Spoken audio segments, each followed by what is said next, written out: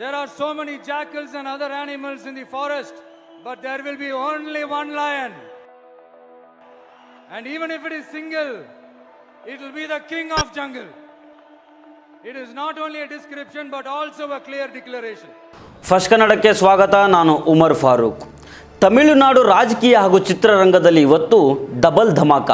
ಒಂದು ಕಡೆ south cinema ರಂಗದ ಕ್ವೀನ್ ತ್ರಿಷಾ ಕೃಷ್ಣನ್ ಅವರ 43ನೇ ಹುಟ್ಟುಹಬ್ಬದ ಸಂಭ್ರಮ.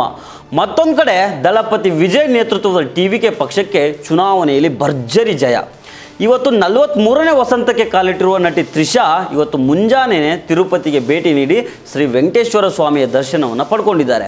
ಇದು ಕೇವಲ ಹುಟ್ಟುಹಬ್ಬದ ಪ್ರಾರ್ಥನೆ ಆಗಿರಲಿಲ್ಲ, ಬದಲಿಗೆ ಇವತ್ತು ತಮಿಳುನಾಡು ಚುನಾವಣಾ ಫಲಿತಾಂಶ ಇರೋದ್ರಿಂದ ತಮ್ಮ ಆಪ್ತ ವಿಜಯ್ ಅವರ ರಾಜಕೀಯ ಭವಿಷ್ಯ ಉಜ್ವಲವಾಗಲಿ ಅಂತ ತ್ರಿಷಾ ವಿಶೇಷ ಪೂಜೆ ಸಲ್ಲಿಕೆ ಮಾಡಿದ್ದಾರೆ ಅಂತ ಹೇಳಲಾಗ್ತಾ ಇದೆ. ಇನ್ನೊಂದು ಕಡೆ 2026ರ ತಮಿಳುನಾಡು ವಿಧಾನಸಭಾ ಚುನಾವಣಾ ಫಲಿತಾಂಶ ಹೊರಗೆ ಬಿದ್ದಿದೆ.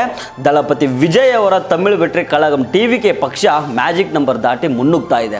ದಶಕಗಳಿಂದ ಆಳ್ವಿಕೆ ಮಾಡಿದ್ದ ಡಿಎಂಕೆ ಮತ್ತು ಎಡಿಎಂಕೆ ಅಂತಹ ಘಟಾನುಘಟಿ ಪಕ್ಷಗಳನ್ನು ಹಿಂದಿಕ್ಕಿ ವಿಜಯ್ ಅಧಿಕಾರದ ಗದ್ದುಗೆ ಏರ್ತಾ ಇದ್ದಾರೆ. ತಮಿಳುನಾಡಿಗೆ ಈಗ ವಿಜಯ್ ಹೊಸ ದಳಪತಿ ಆಗ್ತಾ ಇದ್ದಾರೆ.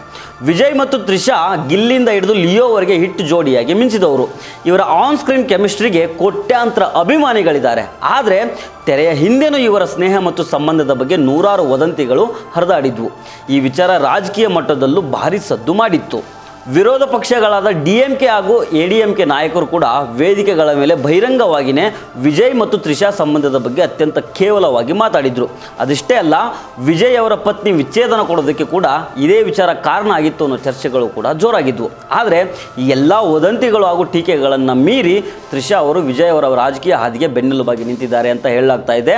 ತ್ರಿಷಾ ಅವರ ಜನ್ಮದಿನದಂದೇ ವಿಜಯ್ ತಮಿಳುನಾಡಿನ ಮುಖ್ಯಮಂತ್ರಿಯಾಗಿ ಹೊರಹೊಮ್ತಾ ಇರೋದು ಇಬ್ಬರ ಅಭಿಮಾನಿಗಳಿಗೆ ಹಬ್ಬದ ವಾತಾವರಣವನ್ನು ಸೃಷ್ಟಿ ಮಾಡಿದೆ.